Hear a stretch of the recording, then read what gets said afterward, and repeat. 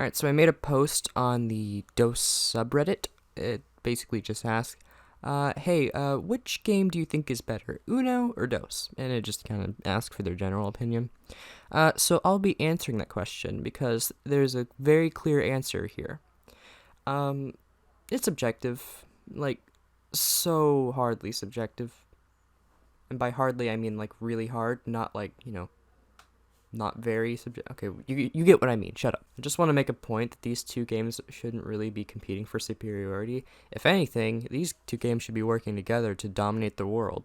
Just kind of floating around in your head, like right now, is why am I making this video? What's the point of making a video talking about people who don't like Dose? Well, you see, and I also think that some of the arguments against Dose being, an objectively bad game are kind of outlandish, and I just kind of wanted to go through it. So I'd done a little bit of digging, and I actually found like an insider article about Dose being way worse, and they said, oh, Dose is like a really bad sequel or something like that. I don't really remember. I just jotted down their points in the middle of the night, and then um, just kind of wrote down what I wanted to say about those points. So I'll just kind of run through everything that they say and just kind of give my own spin on it. One argument was the gameplay overall is very slow. And I did do a little bit more digging into that point. It turns out that there are two primary arguments for this is there's a limited number of matches, which, okay, no, if anything, there's way more matches. If I were to do the maths like a nerd, I would probably find out that since the inclusion of double matches and stuff like that, there would probably be way more types of matches out there. And, getting rid of one type of match simply balances the game out so it doesn't become too first player oriented, if you get what I mean. And later they brought up that the game uses points. They say that they didn't use the point system, and they just did it to where the first person to get rid of all other cards is the winner of the game. You see, that's the point of the game, is to change the winning conditions. Play the game how you want to. That doesn't make the game bad. Uno had a point system from what I remember, but, not a lot of people play it that way. A lot of people on the Uno server will play best 2 games out of 3, or maybe 3 of 5, or 5 out of 7, I think that's what it is. I don't know. But there's nothing wrong with not using the points because, yes, I agree, the points are redundant. But if you want to play a really long game and you feel like, playing like a tournament style, like, really get into the game, it, takes like a couple of hours to do, then go for the points. Go for it. I don't care. So their next argument is there's no fun of sabotaging other players, through things like action cards, like draw fours and stuff that like really mix up the game and get things going. And to which I say action cards from Uno spice the game through surprise. It's the moment you look into the eyes of someone you've just fooled, and there's a lot of people who live for that. It's a very surface level observation to say that Dose doesn't have action cards and therefore lacks this element. So let's think about something that elicits the same effect. And, after thinking about it, there's 2 primary actions: eliminating the center row cards and double color matches. Double color matches are very similar to draw fours in that if you play them too early, it's really risky because you can potentially give the other player too many cards and, stuff like that. And overall, it's usually good to keep more good cards in your hand when you get lower, and that's just usually how I play the game.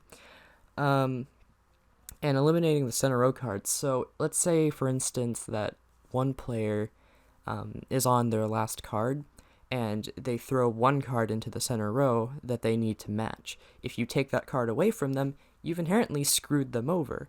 So the argument that there's no way to sabotage other players is more or less true because, the effect of your moves can sort of be limited, or at least if you don't strategize over it, but that's okay, because in Uno, you strategize. And then this one kind of made me mad because it was like just a personal opinion, which is okay because it's their review. They can do whatever they want. But they said that, they felt a sense of gloom instead of accomplishment when they won the game. Now, this is just purely subjective. Again, it's a review, it's their opinion. But here's the thing. They are claiming that DOS is objectively and ultimately inferior to Uno.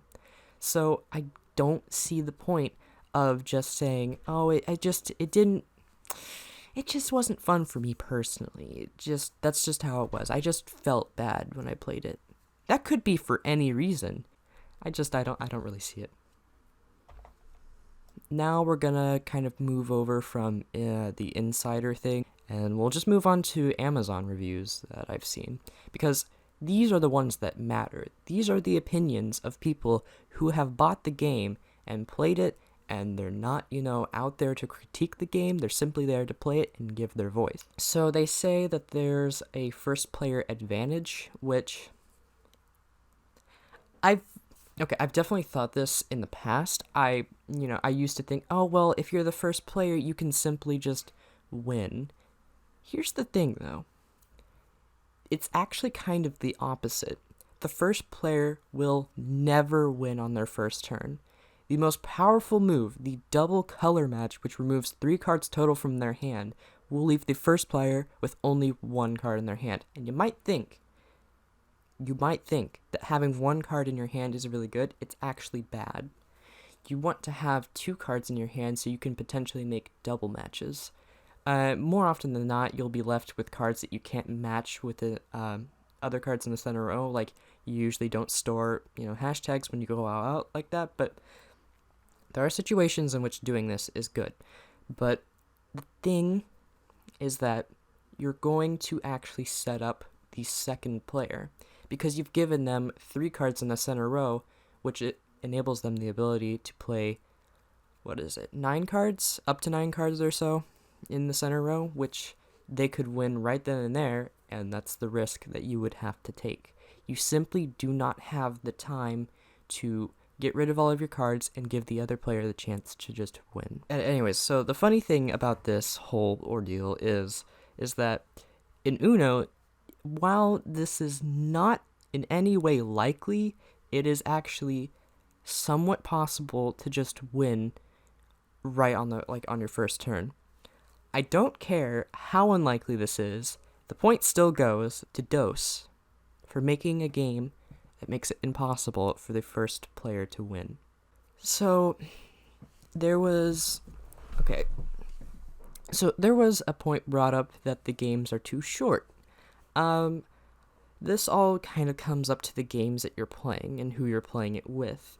In the insider review, they said that the game was very sluggish and slow, so, there's obviously some variety in, games played in the DOS tournaments, they went on for a while. And this kind of sounds like Uno, right? Every game is different. So the next point is that the games are hard to fail. And what I mean by that is that, for you personally, it is hard to lose, and if one person makes one mistake, well, they're not winning. But this is actually kind of surface level. There is an underlying strategy to screwing over the opponent. It's so hard to execute, but, this kind of sounds like Uno now that I think about it. Because, isn't the unpredictability of every move the entire point, or is it just simply because when we lose or succeed, it seems like bias instead of the game itself? And then there's some people who say that the rules are unclear. Now, this one I can't exactly disagree with, but maybe I'm just retarded when it comes to reading rules for games because I'm kind of a slow learner. The rules of DOS are kind of roughly explained, but in the game's defense, the game is sort of hard to teach. Here's the thing though, there was a bot developer that was making a DOS bot for the server that I'm hosting, and I just gave them the base instructions that come with the game, and he created a bot for the game that executed everything perfectly. It was more or less, exactly like DOS. And if anything, not understanding a game is kind of part of the experience, right? Like learning about it through YouTube videos like the sources suggest, or maybe other media, it's just kind of part of the fun. I spent a while playing with my parents, friends, and random people until I kind of grasped the rules and why the way they were. That made sense. One thing about the DOS reviews that I've seen so far is that some of them are just downright baffling. Nothing interesting here. I'm so excited about a new version. It's an amazing game. It's bring any more fun to the game. YouTube videos, new rules, instructions, regular Uno, and the new cards are so boring to spend your money elsewhere. Not like the original. I'm not a fan of the new game. The rules are so weird, and I was disappointed. It's a really boring game. Nor even though the quality of the cards is amazing. So many rules, so many math on it.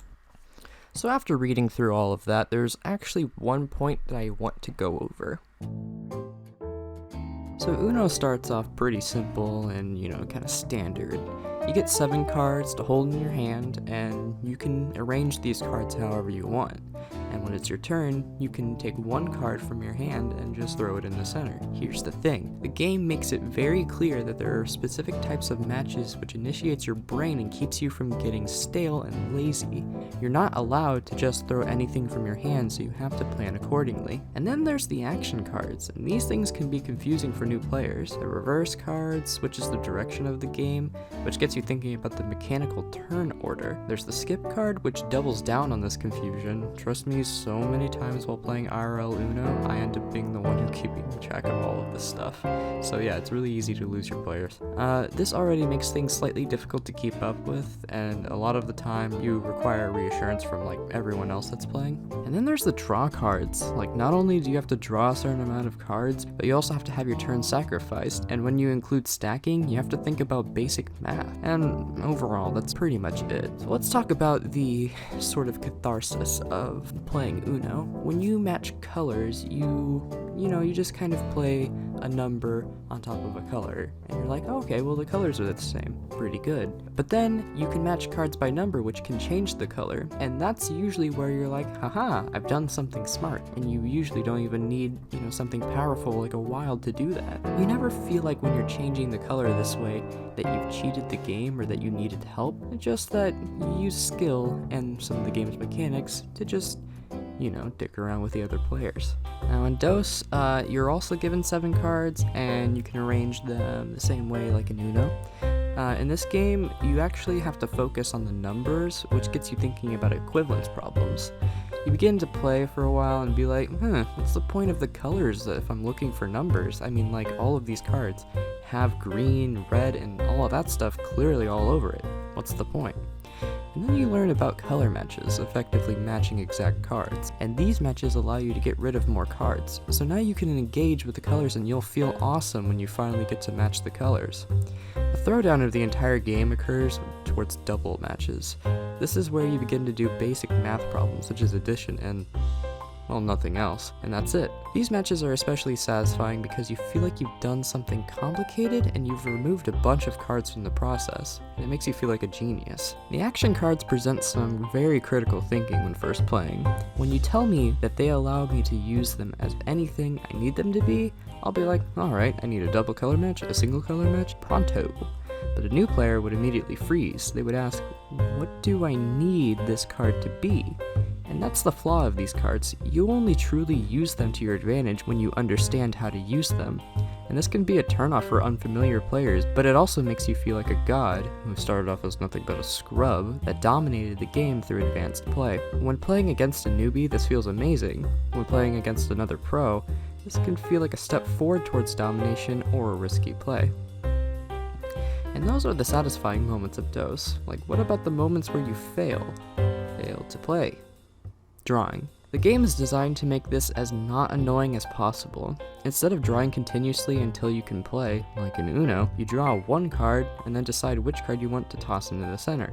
The game essentially just allowed you to halt your progress instead of backtrack you. One thing you'll note is that the player order and turns are fixed. Once a game starts going a specific direction, it's not going anywhere else. So this is something you can essentially put out of your mind and not worry about too much, and that's great. Why worry about the potential order of the game when your focus is primarily on numbers, colors, and addition? Brilliant design choice to simplify an already rather complicated game. Now, I don't want to make it seem like Dose is just a super satisfying and very fun game, because yes, you can always feel super disappointed after losing a game. I've played a bunch of games at my school, and I know the feeling when someone just gets rid of all their cards and they just win just like that. In no way am I saying that Dose is more satisfying than Uno, but I'm basically trying to say that Dose has satisfying moments, and Uno has satisfying moments too. I don't know. One doesn't need to be better than the other one. If anything, why can't they all just be better? Here's my gist with this. If you enjoy Dose, enjoy Dose. If you enjoy Uno, enjoy Uno. That's fine with me. If personally you don't enjoy one over the other, then you can say, I just personally like the other game more, and that's perfectly fine. That's your opinion. But objectively, these games are not higher or lower than each other. They're pretty much on the same level. So yeah, that's just my whole thing with Dose and Uno. I've been wanting to make this video for a while now. I've just been really dumb, and I've got my schedule completely screwed over, so whenever I want to work on something, I'm usually doing something else, and Discord's been fun. Speaking of Discord, if you want to join my Discord server, there's a link in the description. I'm also going to be putting links to the Uno and Dose servers if that's something that you want to become a part of. Yeah, that's about it. I'm Vincent Does Things. This is my Dose versus Uno video. Goodbye.